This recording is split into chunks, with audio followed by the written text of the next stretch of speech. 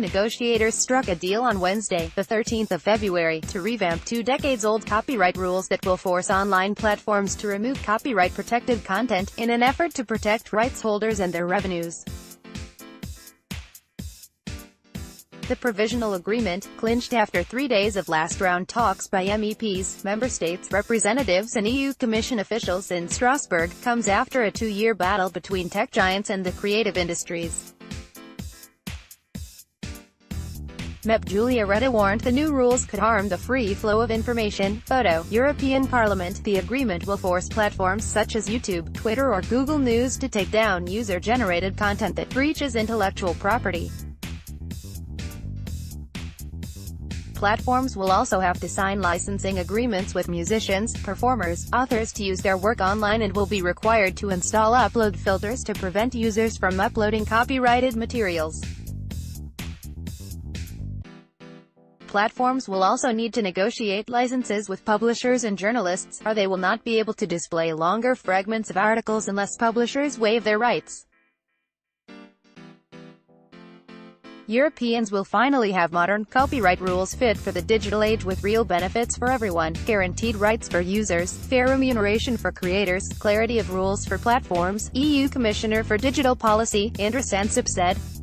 Opponents of the deal say it could lead to censorship, limit freedom of expression, and hurt independent creators, and have other unintended consequences, while supporters hope it would help generate revenue for artists and news publishers for content that appears online. Best efforts. The draft agreement means Google's news service would be required to secure licenses with publishers such as newspapers to show articles on its feed.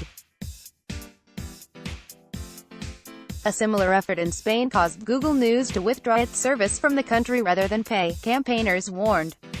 Google has similarly threatened to pull Google News services out of Europe. The other key element, known as Article 13, is to make online platforms that allow users to upload content responsible for copyright violations. It means YouTube would have to secure authorization of rights holders, which opponents argue could hurt some artists and narrow consumer choices.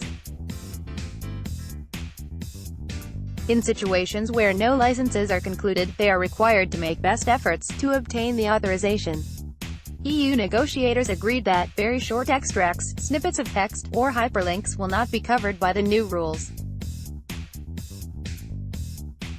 The agreement would also allow free sharing of memes, GIFs if there was no commercial purpose.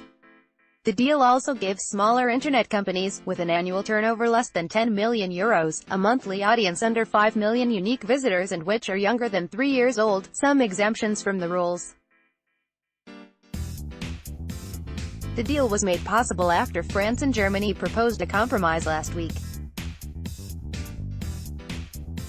Compensation. MEP Axel Voss, responsible for the file, said the new rules would make internet giants pay their dues to rights holders. This deal is an important step toward correcting a situation which has allowed a few companies to earn huge sums of money without properly remunerating the thousands of creatives and journalists whose work they depend on, he said. This was echoed by a European umbrella association of authors and composers. The rules will enable creators to be remunerated fairly by large online platforms that today are siphoning the value of the creative sector while failing to compensate creators, said Véronique Desbrosses, Director General of GESAC. But MEP Julia Reda from Germany's Pirate Party warned algorithms and upload filters cannot tell the difference between copyright infringements and legal parodies, and that the overhaul would lead to censorship. Requiring platforms to use upload filters would not just lead to more frequent blocking of legal uploads, it would also make life difficult for smaller platforms that cannot afford filtering software, she said. The agreement was also criticized by the Computer. We fear the law could harm online innovation, scale-ups, and restrict online freedoms in Europe, said Christian Borgreen, Vice President of CCIA in Brussels. The body representing European consumer organizations, BEUC, also expressed disappointment. It will become much harder for users to share their own, non-commercial music, video or photo creations online. This reform is not based on the reality of how people use the internet, the group's Deputy Director General, Ursula Paschal, said. Welcome from newspapers. Publishers nevertheless welcomed the overhaul. The European Magazine Media Association, European Newspaper Publishers Association, European Publishers Council and News Media Europe said in a joint statement, "If we want a future for professional journalism in the EU, we must take action to support the press and to redress an unbalanced ecosystem." The overhaul is part of the effort by the EU to rein in tech giants and force platforms to bear more responsibility for what appears on their sites. Massive lobbying by tech giants and open internet activists have held up an agreement after it was first proposed by the EU Commission in 2016. The deal will now have to be approved by the European Parliament and the Council of Member States.